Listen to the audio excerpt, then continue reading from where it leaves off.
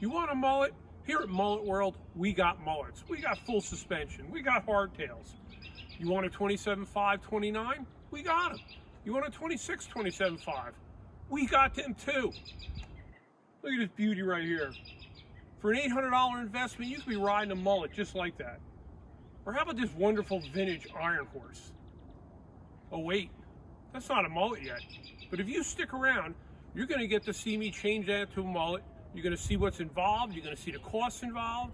And you're going to see what kind of changes happen to the geometry of the bike when you change it into a mullet.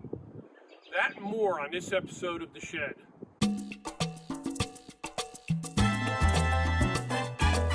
Hey, welcome to our budget mullet episode.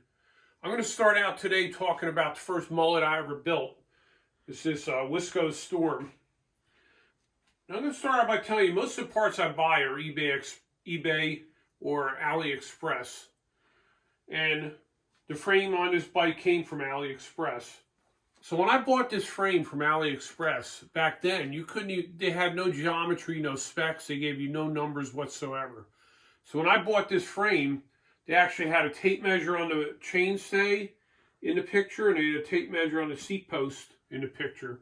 So what I had to do was scale off of those dimensions and go on the picture to figure out what my top tube length was. And most of these Chinese frames, the seat tube's 73 degree and the head tube's usually 70. That's kind of a rule of thumb. That's not always, but this one was. But then I'm going to talk about what I spent on parts and all. So let's go over to the board here. All right, first, before we get into what I spent, the bike right now as a mullet, it's a 26, 27.5, has a 68 degree head tube, effective head tube angle. So it was 70. So in general, if you build a mullet out of a bike, it's been my experience you get about a 2 degree slackening of the head tube angle. I mean, you're not really changing the head tube angle, obviously, but it's the effective head tube angle. And right now we have a 20 millimeter bottom bracket drop, which when we get the iron horse in here, I'm going to show you how to measure. That's not great. It started out at 30 and we lost 10 millimeter. And I'm going to show you why on the other bike. And we had 425 millimeter chainstay length, which is a good number. I think anything under 430 is a pretty good number. If it starts getting longer, the bike's not going to want to turn. And you're building a mullet to make the thing turn quick, right? So, but all these numbers we're going to get more into in the other bike, and I'm going to tell you why they matter. But just a quick rundown on the prices, on the costs. I bought this frame for $150, and it came with the headset bearings, and it came with the seat post clamp. The fork was actually off my polygon, so I put, if you see these question marks, it's kind of like used parts, so I'm kind of guessing what you could get the stuff for. The thing is, if you watch ads, you watch eBay, you watch AliExpress, you don't just go in there and buy everything all at once. You need to watch for a while. It might take you a month to order all the parts you need. But if you keep watching, you'll get the deals. And if you keep watching like Facebook Marketplace and things like that, you could find good deals on used parts if you don't have them yourself. All these things, the drivetrain, it's a 10-speed Dior 5100 series setup. The rear wheels was a Bucklos off eBay. Crank and pedals was off AliExpress. The seat was off Tracy's bike. Handlebars were eBay. The neck, I think, was AliExpress. Tires, same thing. Like the front wheel came off one of my bikes. The tire came off the same bike. Bought a new rear tire. The brakes on the bike, every bike I have has a mixture of brakes. It's whatever I happen to have, or something breaks. Like this bike has a Zoom on one side and a Topre on the other side. But I wrote $60. I just bought a set of MT200 Shimano's for $37 on AliExpress. So $60 being pretty generous. You can definitely get something for $60. And rotors $25. 782 about $800, like what I said in the intro. Maybe you have a few miscellaneous things, cable housing, clips, brake fluid, things like that. But in general, you could put this bike together for $800. And if you go to my Rothrock Part 2 video, you'll see this bike in action. It's pretty good. This bike works pretty good. So what we're really going to get into today, we talked about building a mullet, right? We're going to do that with the Iron Horse. So I'm going to bring the Iron Horse in you, and I'm going to show you what some of those numbers mean, the geometry numbers, before we do anything. So let me get the bike switched around. Right, so here's the Iron Horse that we're going to change into a mullet. I'm going to tell you right away, it's not the ideal bike because it don't have a whole lot of bottom bracket drop right now. I've been trying to think of an illustration to use to explain why bottom bracket drop matters. So the only thing I can think of is, say you're going into a left-hand turn, and if you ever put your right foot down instead of having your pedals level, you had your right foot down in a left-hand turn, and you noticed how it made the bike feel more stable, how you felt like you were more in the bike, your weight was more in the bike. That's kind of the effect of bottom bracket drop. If the bottom bracket is higher, the bike's going to feel less stable.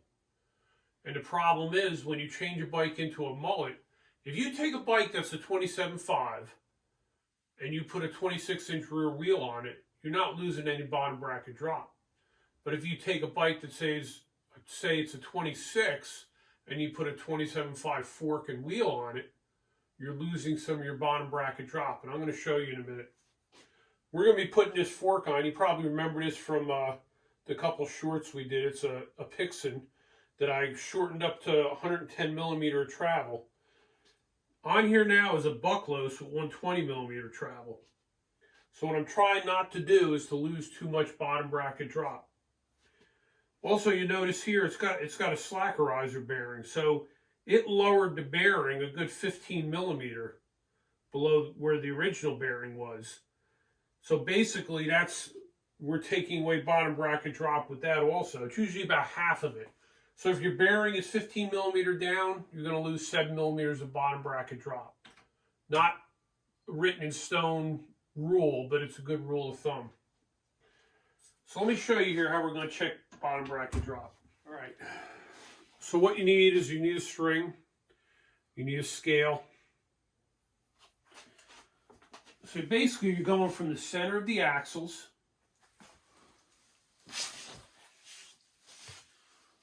to this, from rear center to the front center, and where it crosses the crank, you measure down to the center. And right now we're at about 15 millimeter of bottom bracket drop. The bike originally had 30, so just with the longer fork, we already had lost some. So I'm trying not to lose any more. That's why I took some of the travel out of the Pixin fork. The other thing I talked about was rear chainstay length. So that would be from the center of your axle to the center of your crank.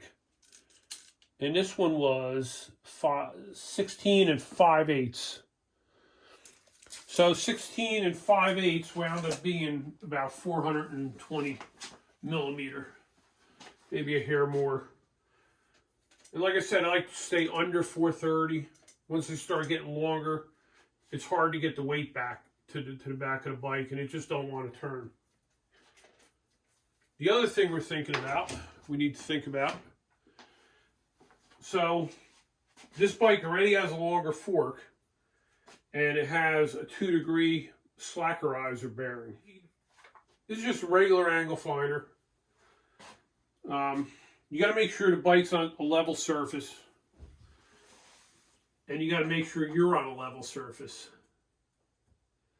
So basically right now it's at about 66 degree. Maybe, yeah, 66 degree. What I'm worried about is when I do the mullet, if it makes it much more, because it's going to be a problem. 66 is about as slack as I want to go for the kind of trails we run. I mean, if you're really running downhill, maybe, you know, I've heard down 64, things like that, but we're not running those kind of trails. And like anything else, anything in the geometry, you always got to remember, if you slacken the front end out, you're slowing down the way the bike turns. It will make it more stable, but it's going to slow down the way it turns. So there's a give and take to everything you change in the geometry of the bike. So what we're going to do now is, I'm going to put the other fork on. I'm not going to go through all that on the video. You've seen it 100 times. I'm going to switch the fork, put the other wheel on, and then we're going to come back and we're going to recheck the dimensions and see what actually changed. All right, I'm going to try putting this on in a new way. I've never done this before. So watch carefully. You ready? Man, it went right on. All right, let me bolt up all the little bits and pieces and we'll recheck the geometry. All right, we got it all together. Suntour picks and fork, 110 millimeter travel, 27.5 front wheel. I want you to notice I changed the rotor too. I put a 180 up front. If you go back and look at my brake test video and my polygon, I made up a chart at that time that basically showed, because of the leverage of the bigger wheel to maintain the brake power, you would need a bigger rotor. So you can go back and look at that if you're interested. But I'm going to put this little angle finder on here. We can see what we did to our... So if you can see, we're right about 65 degree. All right, so we went from about 66.5 to 65. So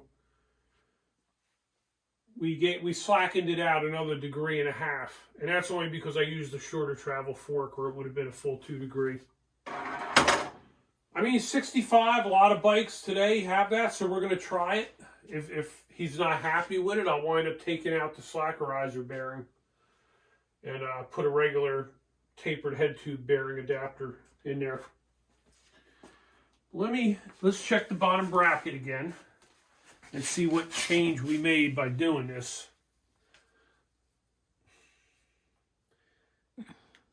And I'm sure it's going to be ugly. That don't look too bad. Actually, don't look like it changed. It really, still about 15, so we're about 15 millimeter. I guess because of shortening, using a shorter travel on the fork. So it's not great. I wish it was more, but I think it's no worse than it was, so he should be okay with it. I guess we'll find out how it all works maybe next weekend. I want to go over to the board here, though, and give you a cost breakdown on all of this. So this bike here, I bought this frame. Now another thing, like I was saying on eBay, I found this frame on eBay. It was a 2003 Iron Horse Rogue team frame in a box, new old stock. I paid $85 in shipping. It was $110 total. And it's a really good frame. It's 3.5 pounds. Obviously not competitive in a race sense today, but good trail frame. The fork, how do you price a used Pixen? I don't know, because it's a Pixen I had on my bike.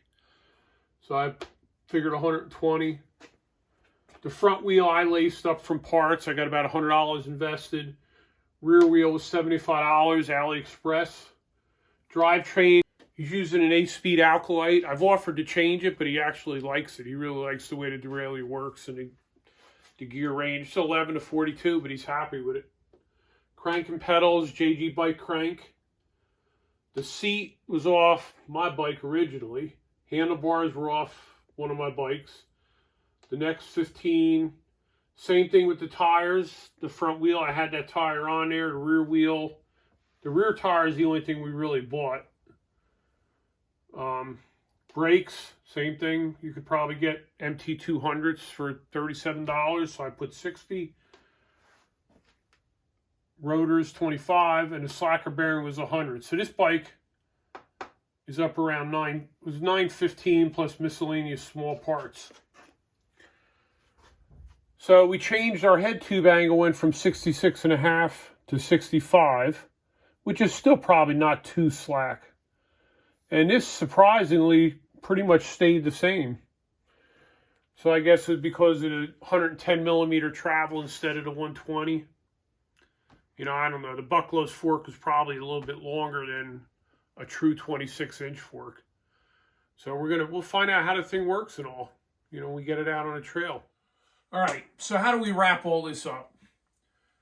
So right now, AliExpress, a lot of the lower cost frames have all the geometry. They have a whole regular chart with all the different geometry. You can look at everything. I'm going to say probably at least 50% of the lower cost frames. It's really nice compared to the way it used to be. So here's some general rules of thumb. If you take, say, a 27.5 frame and you put a 26-inch rear wheel on it, you're not losing any bottom bracket drop. Unless you're doing a bearing adapter or something. But let's say you're not losing any bottom bracket drop. Most frames are 30 to 45 millimeter bottom bracket drop. So if you can stay closer to that 45 range, then if you do anything, you lose a little bit, you're still good. So like I say, you take a 27.5 frame, you put a 26-inch rear wheel on it, you didn't lose no drop, you slacken the front end out about 2 degrees. It's a pretty good way to go. Or, I had a discussion with Mountain Bike Keogh, Charlie Keogh, a couple months ago, and we were really tossing around some ideas, and he had looked into a Ragley MBOP frame. And the thing with that was, it was a 27.5 frame designed for a 150 millimeter fork. So if you were to take a 130 millimeter travel 29-inch fork and put it on there, you would change none of the geometry and the bike would handle the way it should handle. So that's really the trick. You got to look at all the geometry numbers and make sure whatever you're doing, you can keep the original bottom bracket drop. And if the MBOP originally has, I think, a 66-degree head tube angle. So you got plenty of head tube angle. The bottom bracket drop don't change. It's a pretty short chain stay. I think it was 425. So you look for frames with those kind of numbers, and you should be okay. So I don't know. I might do more involved geometry talk in the future. We'll see how this goes. But I hope you learned something. I hope you enjoyed the video, and I'll catch you next time on the shed.